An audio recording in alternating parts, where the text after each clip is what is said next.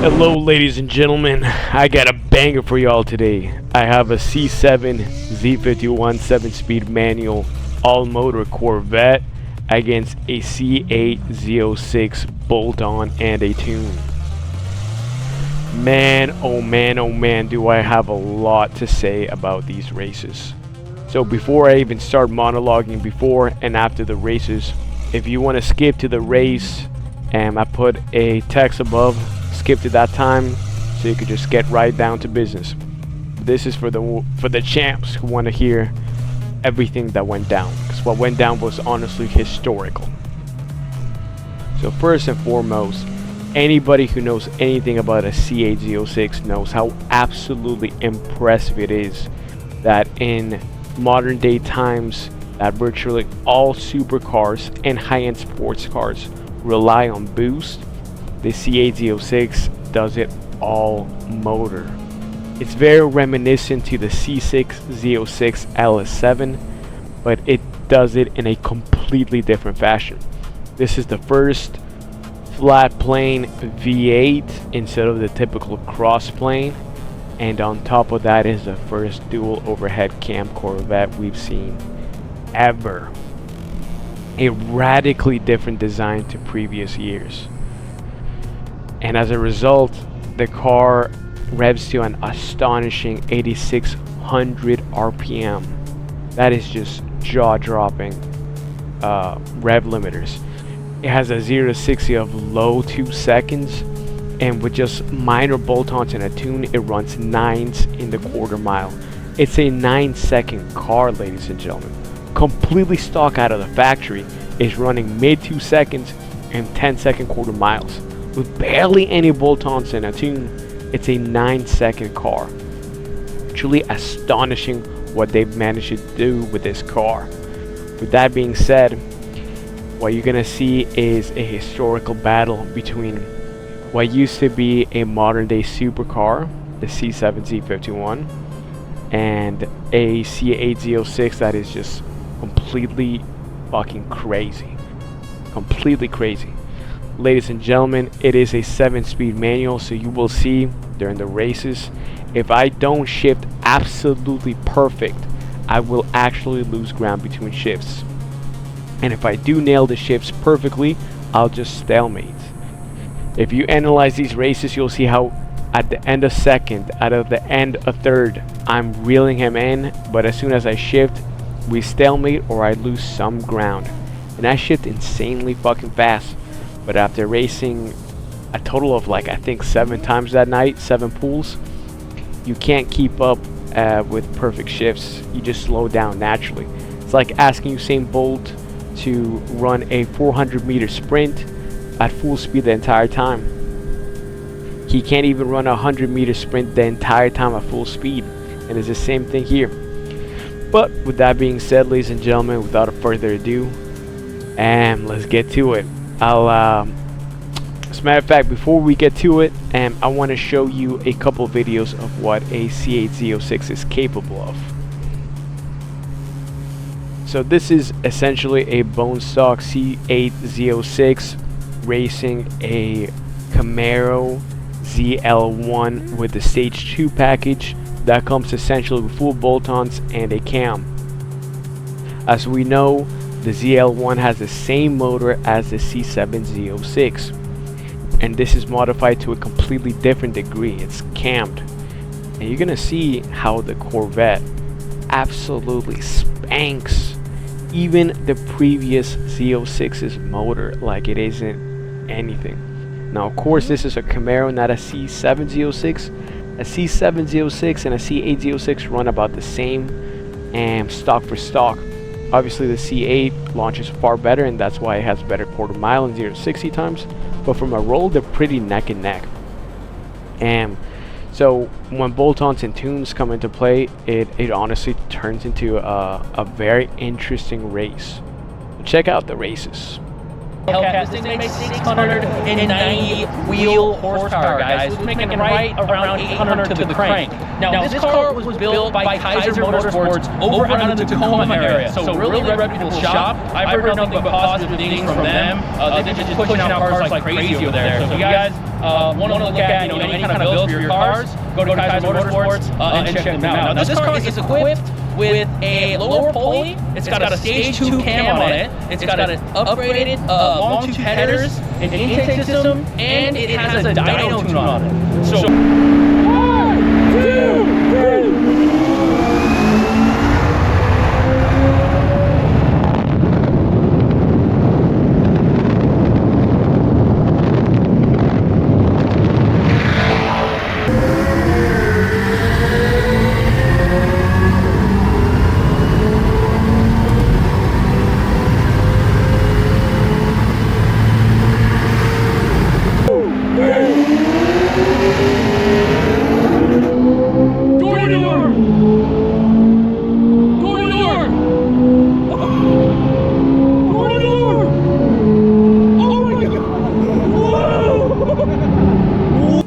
So as we can tell, the C8 Z06 even bone stock is an absolute unit.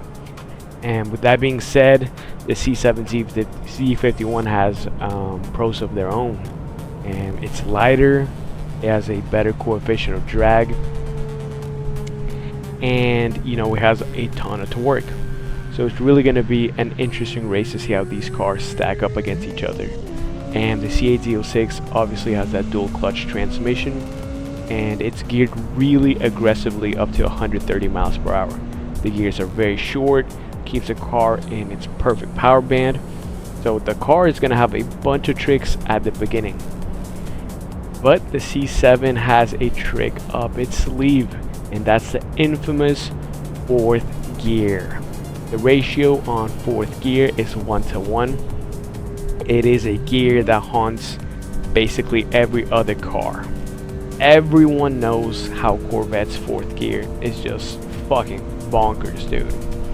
It's long, then any shifts in between to interrupt it. It's a long 120 to 167 mile per hour gear. No interruptions in power band, just smooth 1:1 ratio. And boy, has it been haunting people since the C6 Z06 days. So we're gonna see if the C8 Z06 has anything to be able to counter 4th gear, and we're gonna see if the C7 Z51 has any way to counter the dual clutch shifting advantages and the insanely aggressive gearing to 130. Let's find out, boys.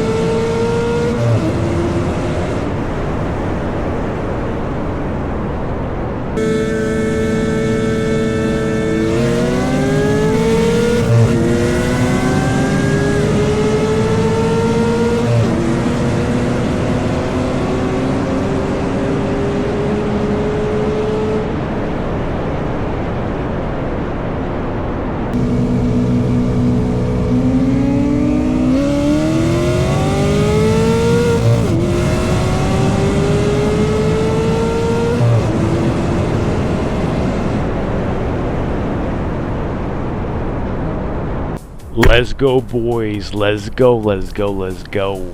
The results were pretty astonishing for both sides. The C7 Z51 releasing Its debut in 2014 was the first American supercar Corvette we had ever seen.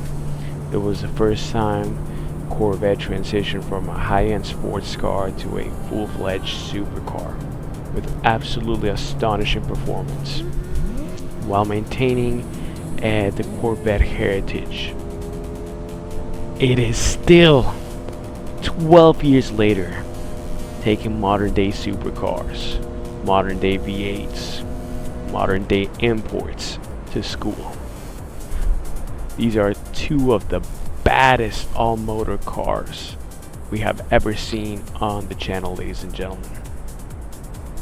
No hate on a C8 Z06. $140,000. 340 millimeter size tires, man. It is just an engineering marvel. Chevy has really produced the best V8s, period. With the LT1, the LS7, and now the LT6. What more can you say, ladies and gentlemen? The races went exactly what I thought it'd go. The C8 Z06 has so many tricks up its sleeve at 130 or less. It's geared so aggressively, so perfect to be able to hit from factory low 760 to 130s. And with barely any bolt-ons and a tune, easily into the 6s. And easily into the 5s with some minor weight reduction. It is just an engineering marvel. Not to say that the C7 Z51 isn't. For 2014, it was taking modern day supercars to school. As a matter of fact, it was deemed a supercar killer. You would have cars 3, 4, 5 times the pricing and get lapped around a circuit track and you know, straight line speed.